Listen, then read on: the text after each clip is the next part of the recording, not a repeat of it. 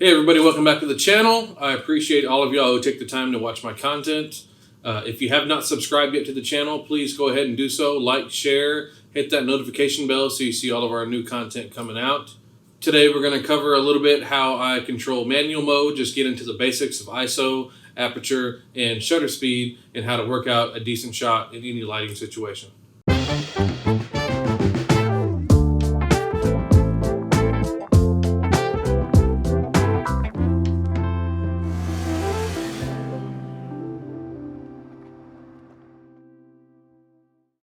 So when you're preparing for a session, and let's just take strobes and speed lights out of the equation and work purely on natural light or the ambient light here going forward.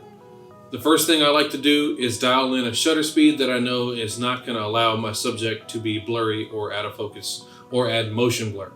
So when it comes to shooting standard portraits where your client is normally standing still, if you've got nice in-body stabilization, or you're shooting on a tripod, or if you're handheld and you can hold pretty tight, tuck those elbows into your body, get your camera up and hold it nice and tight, you can shoot probably as low as 1/60th of a second and still be able to get your subject in focus. Now, as I mentioned, motion blur. If you got somebody who's talking or moving, they're doing basic hand gestures like I am now, and you're trying to dial in a shutter speed for this, if you're shooting at 1/60th of a second, chances are you're going to catch a little bit of blur, a little bit of movement with them. So a good rule of thumb is if you're shooting candids or you're shooting a client who may be talking to somebody, doing basic general hand movements, who's standing up but still may move slightly a little bit. If you shoot at 1/125th of a second, this will allow you to lock your subject in place and you won't receive a lot of motion blur. Now, if you're going to go out and shoot sports or somebody who's moving, somebody who's walking, maybe you're shooting weddings, there's a bride and groom walking up down the aisle, or you're trying to catch candids of people moving, you probably want to move up to about 1/250th of a second. That way you don't catch any motion blur in their movements. If you're going to catch somebody jogging or playing sports and running or sprinting, that's when you really want to start stepping up your shutter speed to 1/400th, 1/500th. I've even shot volleyball and basketball at about 1/500th, 1/800th of a second, kind of around in there, and still be able to lock my subjects in place. So let's go ahead and talk about exposure here for a minute. So I shoot a lot of portraits at either f2.8, 1.8, or f1.4. Now, when I'm saying f1.4 or using f in this case, it stands for f-stops on your camera when used in manual mode. What these f-stops do is they control an iris in the middle of your lens, and the aperture blades inside your lens create a circle with this effect. So when you're shooting at f2.8, 1.8, 1.4, something with a lower number f-stop like that, what that means is that iris, that circle of the aperture blades inside your lens, is opening up to a very wide fashion. So when you have your aperture blades open pretty wide like this, it lets in more light, which can help control for lower light situations. Also, when you're shooting at a low f-stop, as one of these numbers, it creates a lot of background blur. This is also referred to as bokeh or depth of field. So on the inverse side, if you're shooting at f11, f16, f22 with a very high f-stop number, what that does with your aperture blades is it shrinks it down to a very small hole, allowing in less amounts of light. So in situations where your photo may be looking overexposed, turning your f-stop up to these higher numbers can definitely help get you the right exposure. So I'd like to add, on the inverse of shooting at f1.4, f1.8, where your background is going to look very blurry, if you're shooting f11, f7, things around there, f8, f9, it's going to get more of your background and more of your subjects around the area in focus. So let's talk about a little bit how we can use your shutter speed and your f-stop in tandem to get the view that you imagine in your head. So if you've seen any of my work, I like to use a lot of background blur with my photos. So I'm shooting 1.4, 1.8, 2.8, most of the time depending on what lens I have in front of the camera. So once we dial in our shutter speed to make sure that we're not going to be shaking around too much and get motion blur, I like to dial in that low f-stop and blur out the background, which really separates my subject from the background, makes them kind of jump and pop out of the frame. So as I mentioned, starting at a basis of 1/125th of a second, and then my personal preference of shooting at f1.4, if you're outside doing this, you're going to run into lots of situations where that shutter speed being that slow and shooting at f1.4 is still going to be way too bright of a frame. So in this case that we're talking about now, without using flash, without using speed lights, shooting at f1.4 on most cameras, you can probably turn your shutter speed all the way up to 1/4000th of a second. Now, as I stated before, a faster shutter speed will help freeze your subjects. So you use lots of shutter speeds that fast when you're shooting sports, maybe cars driving, maybe birds flying, but you can also do this for portraits.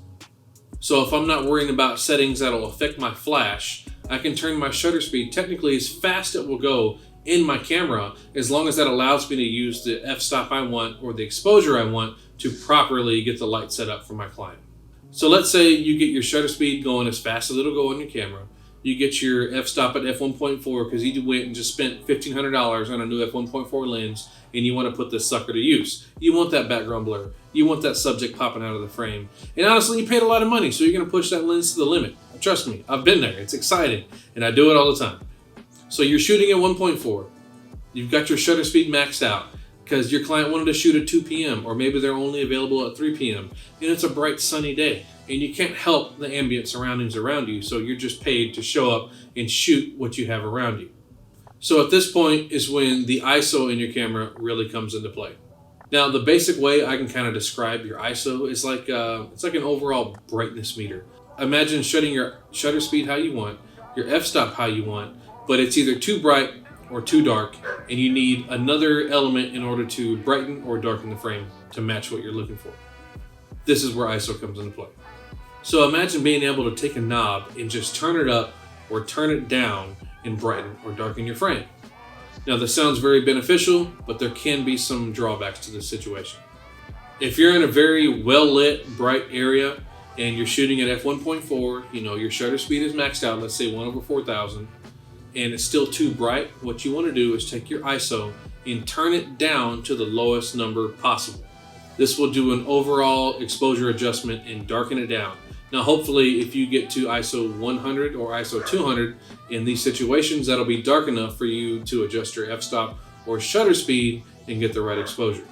Now, if you're in a situation to where your ISO is low as it'll go, you've got your shutter speed how you want, and your f-stop and it's too dark, you can always turn that ISO up, the overall adjustment knob, to brighten up your frame to get it how you work. Just go over and over and over, keep doing minor adjustments until you get something that you like. However, there are drawbacks to having an ISO that can be too high. Let's say you're shooting during golden hour, or it's getting a little bit dark, or you're inside somewhere shooting an event and you don't have a flash. You've got your shutter speed dialed in to make sure nobody's going to look blurry. You've got your exposure, your f-stop number set. That way you have as much background blur as you need, or you have it high enough to make sure if you're shooting groups of 1, 2, 3, 4 people or more, to where they're all going to be in focus in the frame.